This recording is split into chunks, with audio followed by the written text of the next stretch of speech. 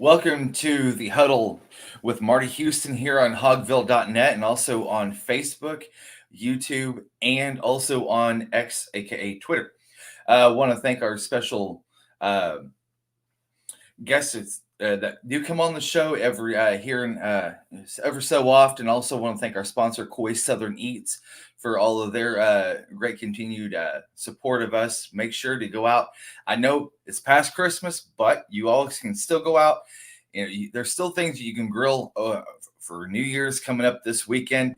Go check out Koi Southern Eats at select locations in Northeast Arkansas, Central Arkansas, and at koisouthern.com, Amazon, and at walmart.com as well. Make sure to go and re-experience the magic of koi's and come get you some. Well, Marty, how's it going? Yes, it is going well. Ready for 2024 to get here. Yeah, same here. Same here. How did uh, how did everything go for you for Christmas Uh, last weekend? it's always a good time. I think for everybody to spend time with family and have them over. And sometimes with some family members, it's the first time that you've seen them since the last holiday, and so spent some good quality time with all of them. Close proximity with the daughter, the son-in-law, the grandsons for a couple Yeah. of days. So, and it was a lot of fun. When you got grandchildren that are 1 and 2 years old, there's just a different energy level that comes in with it. So yeah. Yeah, I'm telling you, whenever you get the little ones over, it feels like there's a little bit more extra cheer in the air. There's a little bit more excitement in the air, and maybe not from maybe the parents, but the grandparents, because the grandparents, this is like Christmas Day all over again for you guys with the little ones now. Oh yeah, it is, and you do you kind of relive that. You know, because my kids are 22 and 35 years old right now. Mhm. So you haven't had little ones on Christmas Day in a while, and again, it's just a different magic, a different energy level that goes along with all of that. The excitement that you kind of relive on Christmas morning that you hadn't seen in a while. So yeah, it was a lot of fun. If you're able to kind of pivot to your right just a little bit, I got a lot of that Oh, your glare in the back my there from the my TV. my apologies. No, you're good. Yeah, just a little bit more to your right there, and I think we'll be good. There you go. How about that? Is that good? That's a lot better. Yeah, yeah. All right, good deal. So I want to tell you what we're right in the middle of bowl season. Tony Barnhart had wrote a piece that he published today, kind of explaining why the bowl seasons that we're seeing now are not going to be the same for the rest of the time with the 12 team playoff that's coming into play, and now you're starting to see the New Year's Six bowls count for just the New Year's Six, but now next year that it goes into a whole different direction with some of these smaller bowls that, like for instance, last night the Pop Tart Bowl that was a great bowl. You saw the Alamo Bowl last night too with Oklahoma and Arizona. I don't know if you watched any of that, but that game was great, and then it was pitiful if you're an Oklahoma fan. Oh, I was just talking to an OU fan just before I came on here, Hmm. and very angry with the Oklahoma offensive coordinator Seth Luttrell, uh, Hmm. wondering why they stopped running the ball. And we were going through that whole scenario. I didn't watch too much of that. I did watch some of the Oklahoma State Texas A&M game, the Hmm. USC game with Louisville. Yeah. I saw some of those games, and I'm telling you, you ought to pay attention to that Oklahoma State team that Arkansas will have on the second game of the year. They got that quarterback back. I mean, they won, and they won big, and they had Yeah. over almost 600 yards in total offense in that game. But they got the quarterback back. They got Ollie Gordon, who Oof. officially rushed for over 2,000 yards in the season. Yep. It had 118 yards and a touchdown. I've got a guy that I know that works there at Oklahoma State. He thinks both of these receivers that they have are back. Between these two receivers that they had, 26 catches, over 300 yards, and 2 touchdowns. They are loaded. And Oklahoma State, I'm predicting right now, telling you, I think that they're going to be the preseason favorite to win the Big 12.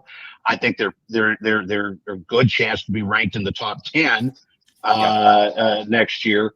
And we've got them on the second game of the season. And I'm just like, when I'm looking at these recruiting announcements that are coming out, that's what I'm wondering. I'm like, all right, who are we getting on defense? Who's going to be able to help Arkansas right away defensively? So, but a point to what you're saying, yeah, I think that these bowl games are going to mean something to the fan bases of where, the schools that are playing them. They're going to mean something. The national attention won't be there.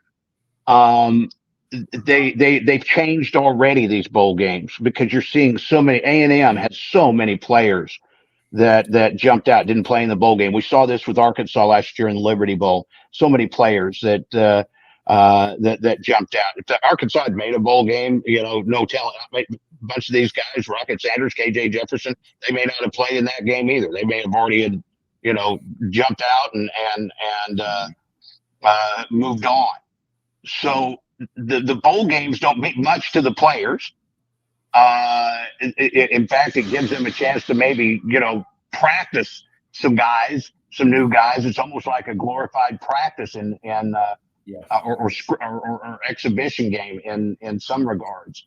And so they take on a different meaning, but I still think that they have their place with the fan bases, and I think that you'll see them continue.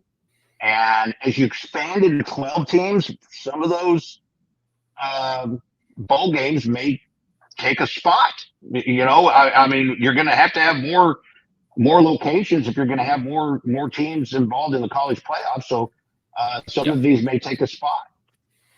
Yeah, it's going to be nice because you're going to see the Cotton Bowl possibly come back into the fold where they're a little bit more relevant than just a New Year's Six Bowl. Because if you think back 30 years ago, Cotton Bowl was one of the premier bowls that you wanted to be at. I mean, it was at the level of the Rose Bowl. I mean, it was, if you did not get into the Cotton Bowl, you still had a great season, but if you were in the Cotton Bowl, that means that you were at the top of your division or of your conference getting into that. I mean, I know that that's kind of the same way as it is right now, but I think it meant just a little bit more a couple decades ago.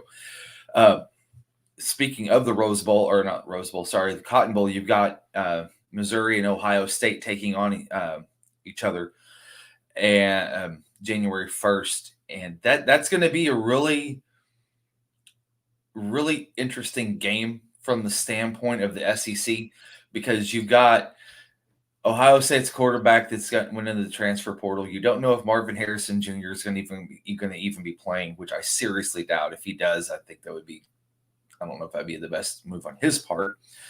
But then you've got Eli Drinkwitz that's, foaming at the mouth to get another win and sit there and rub it in not only Arkansas fans' faces, because let's face it, there's a huge contingent of Arkansas fans in Dallas, but also nationally, a feather in their cap that they beat Ohio State.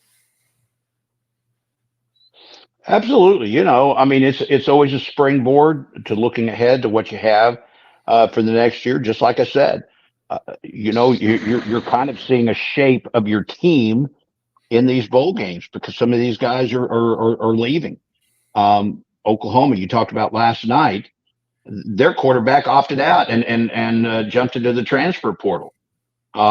He's, I guess, going to Oregon next season. So, you're at least getting a chance to start working this quarterback that they played last night and really never started for them before. Here he's getting his first start. You're getting a chance to get him some work in. I know Oklahoma didn't win the bowl game, but they're kind of seeing where they're, getting him some work and getting him ready for next season. Yeah, And I think that's it gives a good evaluation time for some of these coaches. it is. And I'm going to go on a limb.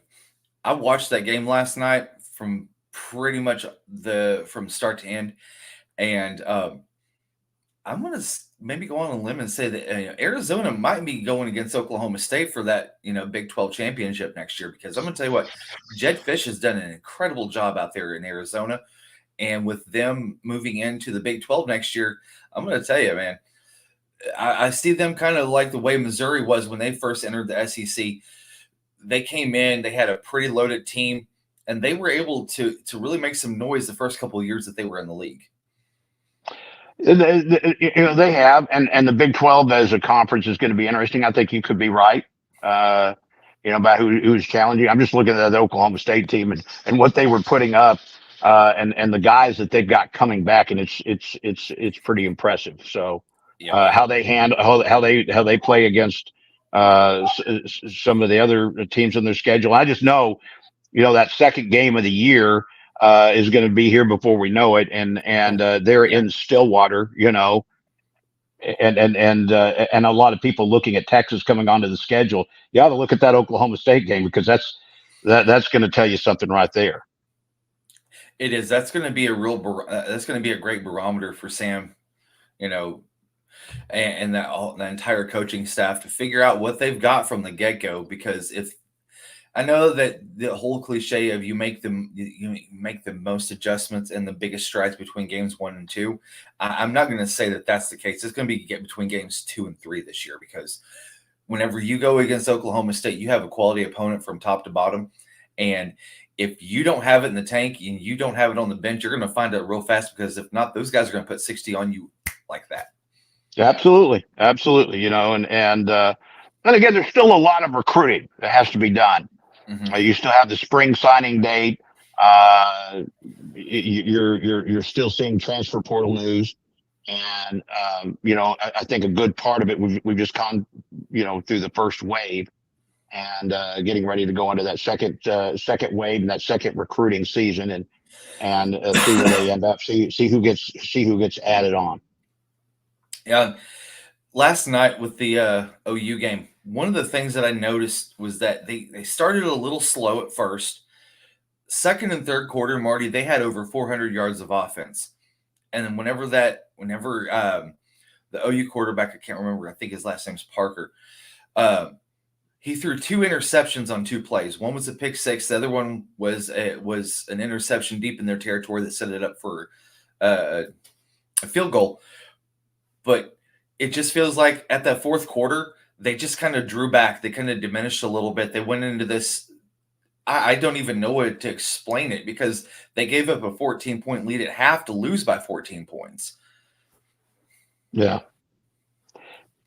You should have I should have brought my buddy on here who's a big OU fan and worked in Oklahoma City for so long.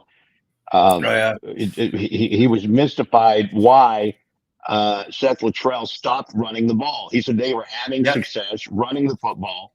This quarterback had not played ever started before, and they're throwing him, and they're throwing the ball. And he said he was throwing him to the wolves, And so, you won't get a lot of. He said there was a lot of angry OU fans after that game. I can imagine. And he was one of them. And you think about it, the next game that OU plays is going to be in the SEC. There'll be an SEC. That was their last Big 12 game. That's right. Yep. That's the last football game as a member of the Big 12. You're right. And they have their spring game and everything. Everything's getting ready for SEC play. So yeah, absolutely. Yep. Welcome to the conference. Exactly. And I follow Dean Blevins, one of the sports guys over in Oklahoma City, pretty closely. Love all his commentary. And he had a huge tweet here about a week or so ago. And the one thing that he kept pointing out was that they are now going to be stepping into big boy football. That was a term that he kept using, was SEC was big boy football. And whenever you have OU and Texas coming into the league next year, I don't think that they're going to be gun shy by any stretch of the imagination. I think that it's going to be weeks 10, 11, and 12 where they're really going to finally start to feel some of that SEC experience, if you will. And I just don't know how they're going to handle it going, through that first season, and then you have an off season, and that's where they'll start to make their changes in the off season by what they see during the season. Because going into the SEC, you can never prepare enough going through a full slate that first year. Well, again, I'm not saying I'm not comparing the Big 12 and the SEC, but I think that Texas and OU will be ready for it. The thing is, it's a week in, week out in the SEC once you get into conference play. And especially if they add the ninth conference game, like some people suspect, that it's tough every week. You don't have as many weak sisters. But I think that overall OU and Texas are going to be ready for this, and they're going to get thrown right in, with some big games. Again, we've already talked about Texas coming up to Fayetteville this year. Alabama goes to now. See, here's the good thing for Arkansas: we don't have Alabama this year on the schedule. Yep. For the first time, I think, since they started the conference. And but OU will have them in Norman, and you're talking about two crazy fan bases going at each other in that game. Yeah, I remember the last time they played, and some of the antics that were going on with the fan bases then down in New Orleans, and it's Sugar Bowl. So, but. Mm-hmm. It makes some big matchups with these teams all the time, but I think that overall, Oklahoma and Texas are used to seeing big time college football. They're just going to see it more often. Yep. So I wanted to preview a little bit of the Final Four championship playoff, 2 games that are coming up on New Year's Day, because this is kind of a New Year's Eve-ish show, because let's face it, we're not going to be able to talk until after, the clock strikes 12 and it's 2024. Right. And, the Washington, Texas game intrigues me more than the Alabama, Michigan game. I feel like Alabama, Michigan in a way is going to be a same old. Michigan comes into the college football playoff. They kind of lay a stinker and they get housed. The Michigan and Ohio State, the teams from the Big Ten, have just not been able to handle the SEC teams when they get to that level, and until they punch through, I think Michigan's well coached. I think undefeated, of course.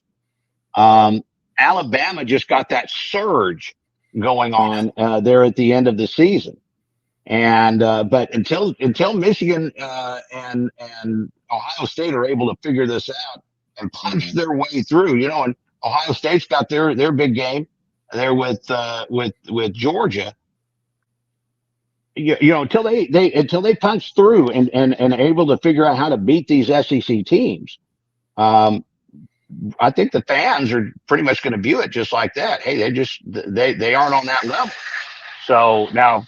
Mm-hmm. It just takes that 1 year before you get of doing that and shaking that monkey off your back. But it's gonna take that. So I think that's why fans are kind of looking at it. It still should be the premier game, I think, in there, because you got number 1 against number 4 seed, but you got Alabama, who's on that surge right now. And looking more like Alabama. I never thought Alabama would be in this spot where they'd be in the playoffs. They beat Georgia. They were able to leap into this thing and see what they go for now. A lot of people think that Alabama may be the team to beat because of the way they're playing now. They're looking more like the Alabama juggernauts of the past. I don't like to give credit to any Alabama staff, period, ever, just because it just seemed like the hated Death Star of the SEC almost. But I'm going to tell you what, Tommy Rees has done an incredible job. continually trying to find ways to get Jalen Milroe in a position of success. You saw that through the last month of the season. I think that that's kind of what has helped their surge in getting to the college football playoff, because he performed better. I think only maybe Michael Penix from Washington performed better than he did in the final month of the season. And I'm telling you, man, that it's. I think that Alabama's going to have the most success is going to be at the skill position, because I really feel like Michigan's trenches on the offense and defensive side are going to match up well with Alabama's. Alabama's had a lot of problems up until the last month of the season with sacks. I think that's something that Michigan can really kind of focus in on and say, okay, this is what they were doing. They were giving, the whole offensive line for Alabama was a sieve, and they kind of shorted up, but this is what we can do to get them back into that spot. Maybe I think that the trenches for both teams are a wash. I think it's the skill position where I think Alabama is going to be able to really dominate the game. I said it before. I think it's going to be Alabama probably plus 20 points when it's all said and done. And like you said in the past, they just haven't given me any hope to say, hey, you know what? I think they can go out and punch Alabama in the mouth. Well, they won't until they actually beat one of them. That was my point a while ago, and we all knew that Alabama had the defense this year, going toe to toe. Their core again. It makes me think back when Saban benched Milroe because he just didn't think he was the guy. And then found out the other guys weren't out the guys either, and he came back with the with the other ones, or came back with Milroe, and Milroe has one that's really stepped up and has proven to people that he is the guy that's capable, and he's coming back next year, and Alabama will be next year will be Alabama, just like they have been in the past. So.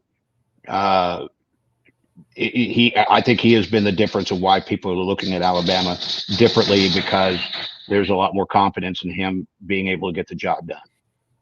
Yep. So let's look at the second game, which is going to be the Rose Bowl coming up with Washington. Did I get that right? I'm sorry. Is it Washington and Texas that are in the Rose Bowl, or is it flipped? I cannot remember off the top of my head. Yeah, no. The Rose Bowl is Alabama and Michigan. Yes, gotcha. So let's move over to the Texas-Washington game for the Jalen Catalon-less Texas Longhorns versus the Washington Huskies, and that I think that's going to be the best game of the day. Period in story from top to bottom from any of the games, because you've got Michael Penix Jr. He's coming in. He's throwing almost 325 yards passing a game, which is first in the FBS. The guy has got weapons on the outsides that I think that's going to cause Texas some problems. I just want to see how Texas is going to play that and trying to contain the yards after catch for Washington, because I think that's where Washington might be able to gash them pretty good if they're not able to capitalize on that.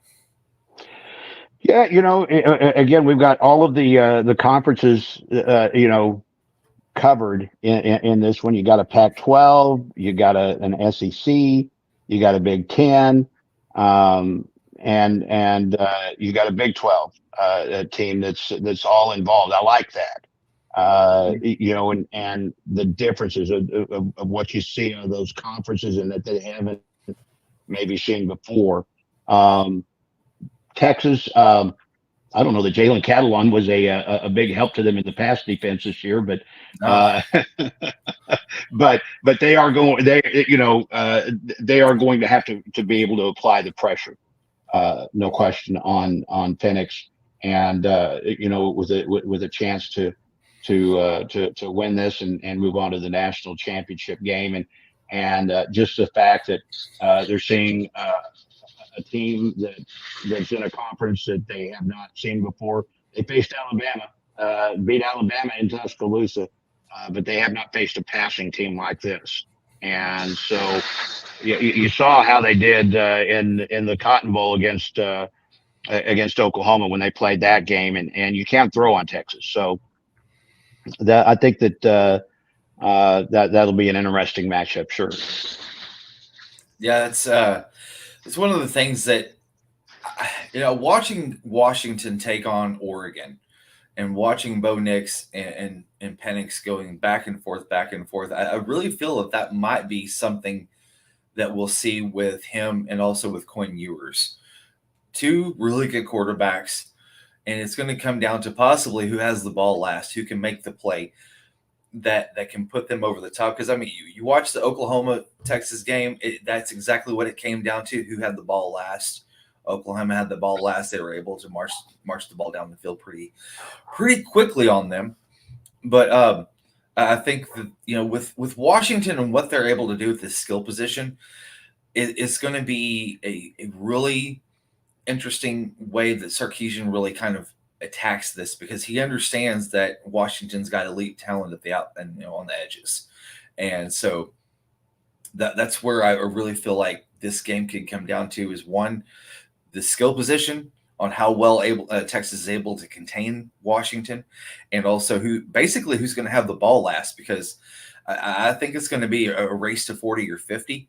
Whoever can score to get to that point is probably going to be your winner. Yeah, the defenses fall apart. Well, I don't know. We'll see. Yeah, absolutely. Yeah. Again, we're seeing all of the conferences represented in this Final Four, and maybe some things that some of these schools have not seen before. So I like the way it's set up, and right now I would probably give the edge to Alabama, maybe coming back and repeating until Michigan can show they can beat them.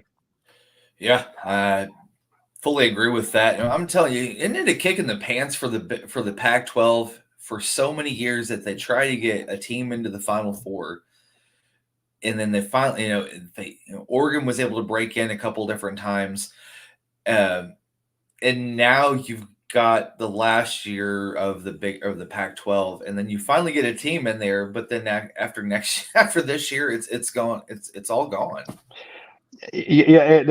Yeah, and you're seeing some of them. They're looking for. Here's USC. They were a big disappointment. They were talked about in the national championship picture at the beginning of the season. It was a disappointing season. Caleb Williams didn't play. Now you're looking forward to this new quarterback that threw 6 touchdowns in the Holiday Bowl. So, it's everything evolving. Everybody's kind of looking ahead a little bit, but the last chance for the Pac-12, wouldn't it be interesting to see Washington make a run at this? And as the Pac-12 dissolves, if they were able to pull out a national championship, before as the conference goes away. Well, again, I think it's really interesting what Oregon State and Washington State are doing right now. It looks like they are ready to form a new conference, starting with themselves and seeing who they can pull in. And the conference realignments are not over. You've heard the continued talk of Florida State. Where are they going to go? That they're looking for a way to get out of the ACC and have that actually going into court. So there's going to be some more shuffling going around, and again, it might be interesting to see what happens. What Oregon State and Washington State is able to do. They may have the last laugh on this. Who knows? There's a good possibility, because wouldn't that be a crazy kick in the pants if Florida State wins this lawsuit? They are able to break away with their grant of rights, and possibly, and I'm not saying this is going to happen, but what if they decide to join forces with Oregon State and Washington State, and then a couple of other teams from the ACC are like, you know what, these guys have got a better deal, and this is going to be able to expand our footprint across the country, and it's going to help in recruiting as well, not from just football, but for every sport. And then you've got Cal, Stanford, and SMU that go to the ACC, and before you know it, they may be playing a game in the ACC where half the ACC is already gone. Yeah, that's true. I mean, I see what happens with that conference and how they're able to hold that together. Again, the whole thing about that is again, it's over money. Florida Yep. State wants a bigger share. They don't want an equal Mhm. share. They feel like they deserve a larger share, and and that they want SEC. If you bring them into the SEC, that just for instance, Mhm. because that's been talked about. I don't know how that works, what that looks like. You're going to have a bigger pot to be able to give them the kind of money that they're wanting, or everybody else takes lesser shares from what they're having. If you had more teams, you need a lesser share, you got a bigger pot, to be able to divide that out of. And I don't know what the final end is to all of this, but you got to feel like this is not sustainable on this level anymore. We're gonna have to figure out something Yeah. else. Well, and the thing is too is that Florida State ultimately holds the key to all of this because I'm, pardon my French here, but if they do this, they're going to screw the ACC pretty hard because the ACC had to bring in SMU to bring in a certain amount of teams that did not require the ACC to go back to the drawing table with their TV deal that they have, because once they fall below a certain number, the deal can come back, be renegotiated for possibly a lesser amount. And with SMU coming in, it was going to keep it at that certain number, so they didn't have to renegotiate. Now, if Florida leaves, that does open the door for this whole deal to be renegotiated again. Oh, absolutely. That's what Florida State is banking on. That's been their whole Yep. argument. We shouldn't be getting an equal share that these other schools is, or these other schools are. We should be getting a larger share than anybody else because we're the drawing card. Florida State is a drawing card in this whole thing, and you guys ought to recognize that. It seems pompous to be able to suggest that kind of thing, but that's what they're doing. And Mm-hmm. you're negotiating with the other schools that are in that conference. Do they finally give in and say, yeah, maybe this whole lawsuit and everything that they're claiming, because they're tied to that conference until 2036, Yeah. and it's going to be a financial choke to buy their way out of that. So Mm-hmm.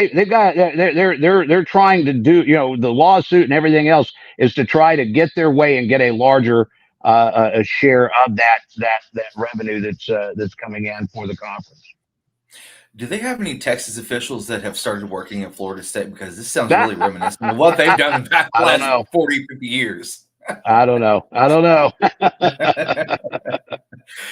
Oh not man. sure. Well, so before we wrap it up, man, are there any traditions that you guys do at the Houston house for New Year's?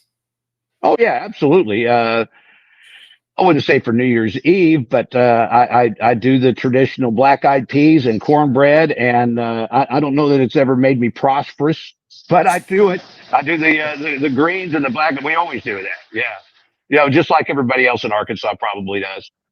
I Yep. say Yep. everybody else. I don't know how many people actually follow that and do that sort of thing, but you hear it, and it's supposed to be for the prosperous New Year, so I do it. Maybe one of these years it'll take. Hey, I'm going to tell you what, the if anybody out there is into the lotto, that the lotto number is up there. It's almost a billion. I was joking Oh at yeah. work yesterday, and somebody asked me. They said, "Are you going to go get a lotto ticket?" I said, "I don't mess with the lottery unless it's at least $1 billion. Who does that?" Yeah, absolutely, absolutely. Yeah, yeah. I think when we get started, we're going to be talking more. Next week, next time we talk, we're going to be talking more about college basketball. Arkansas is Yeah. tomorrow finishing up the final non-conference game, or the final game of the year, and one of the final non-conference games against a very very good UNC Wilmington team. That's going to be an interesting game to watch. But we'll be talking about conference basketball the next time we get, and we're going to move on past all this college football talk, at least for a little while.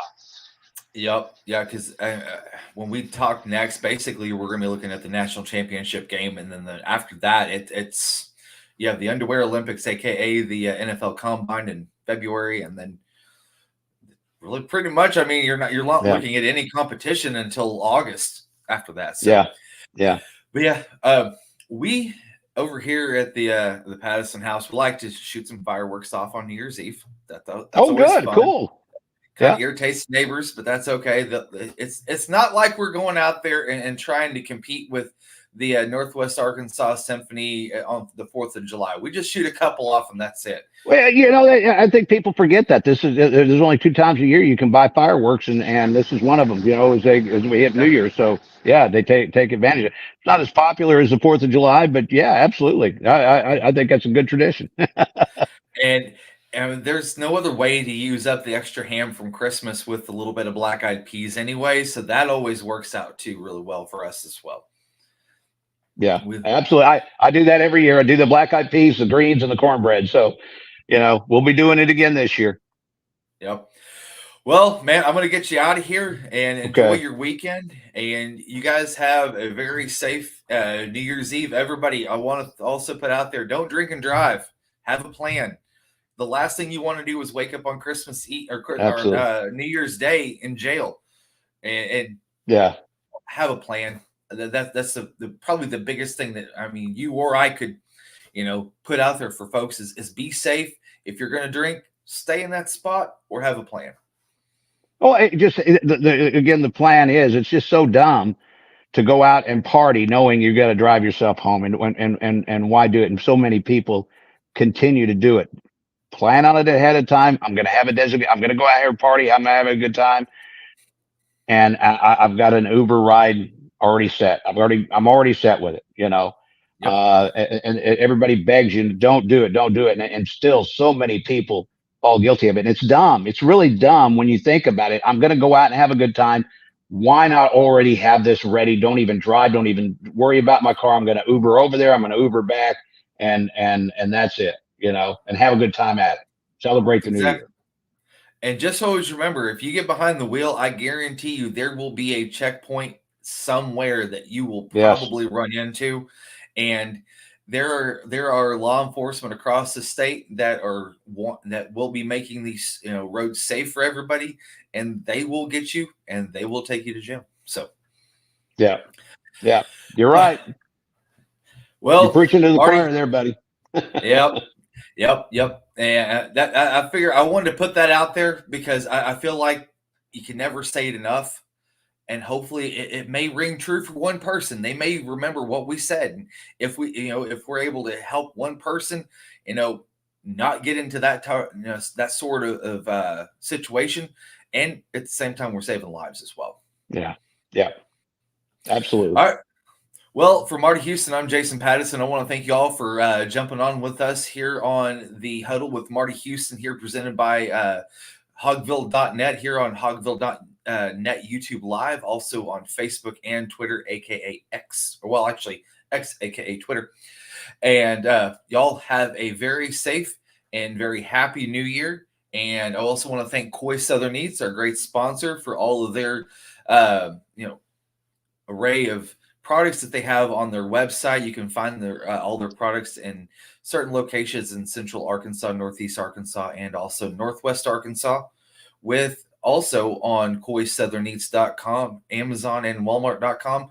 Make sure to go and re-experience the magic of Koi's. Come get you some. I do want to throw this out, Marty, like we talked about. Koi's is going to be opening up a new location, I should say opening up a new steakhouse location in Hot Springs here in the next coming months. And so as that comes along, we'll be giving you guys information on that as well, so that you can, go down, have some great food over at Koi's, go down to the racetrack, go watch the ponies race a little bit, and go enjoy yourself. Have a great weekend.